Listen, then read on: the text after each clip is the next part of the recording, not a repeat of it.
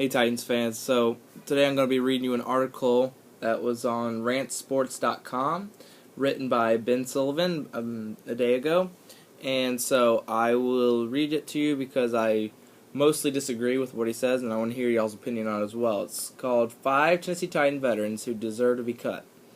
As I said before, I kind of disagree with most of them. I'll go through each person that he put on here, and I would love to hear your feedback on what you think about these cuts that he would want the Titans to make. It says on the first page, the Tennessee Titans have been in a rebuilding process for a couple years now.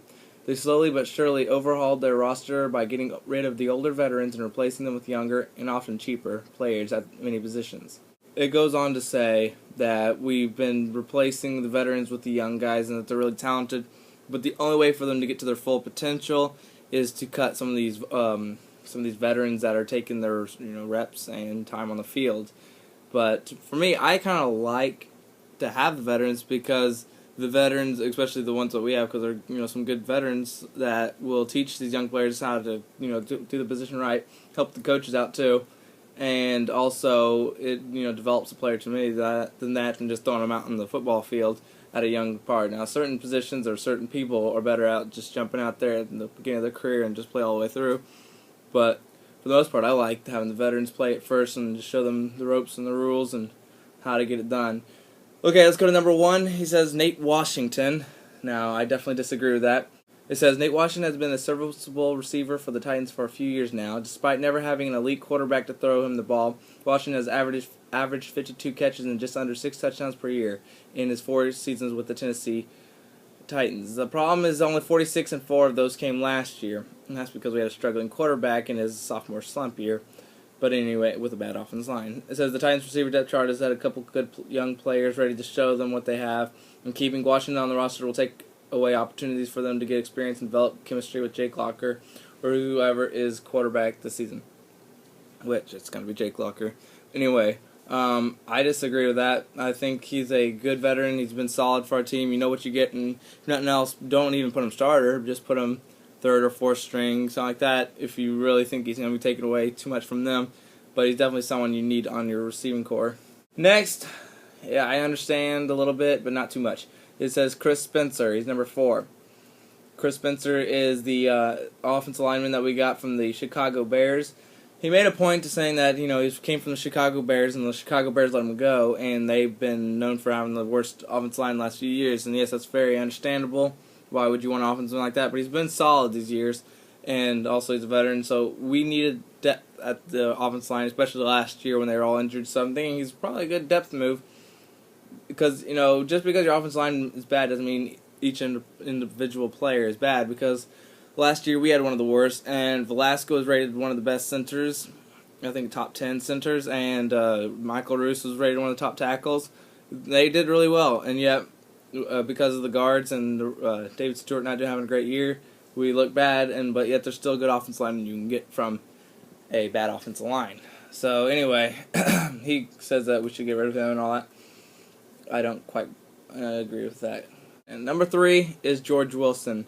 This one I definitely disagree with. It says, there wasn't a whole lot of interest in the ex-Buffalo Bills defensive back George Wilson this offseason. The Titans have signed him to a cap-friendly contract. With the additional signing of Bernard Pollard at his position, Wilson becomes expendable. Safeties are one of the more expendable positions in the NFL roster, and the Titans have Pollard along with young players Al Afalava, Markel Martin on the depth chart heading into training camp. Let's see. Yeah, it goes on to say some more things. But anyway, it says, young players like Al Afalava and Markel Martin.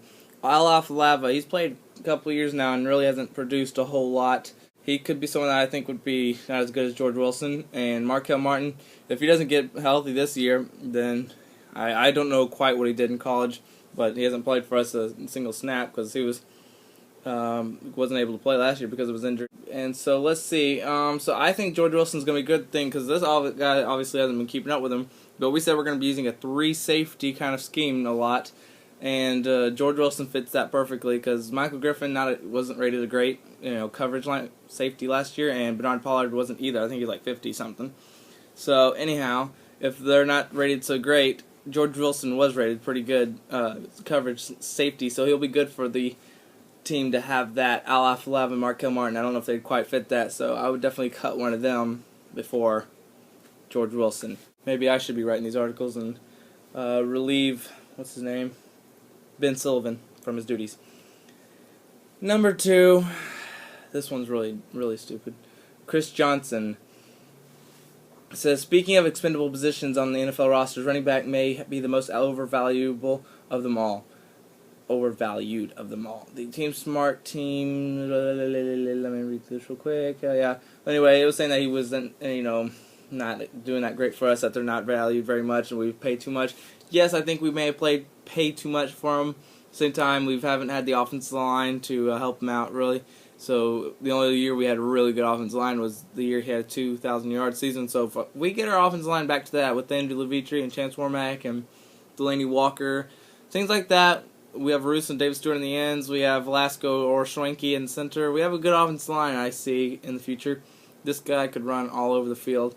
I do not want to see him go. And anyway, why cut him? I'm sure somebody would trade for him. And even though he does have an expensive price tag. Number 1, Kevin Walter says, Kevin Walter was another offseason signing for the Titans this year, but they already have a crowded receiving corps. Walter was overwhelming as a Houston Texan and was limited upside. He hasn't topped 60 catches since 2008 and scored only 10 touchdowns combined in the last 3 years. He's going to be behind and it goes on to say that, he doesn't need to take all the reps from Kendall Wright and Justin Hunter, things like that. Now, it wouldn't kill us to lose him, but at the same time, he's a great depth position. I don't think we broke the bank to get him anyway.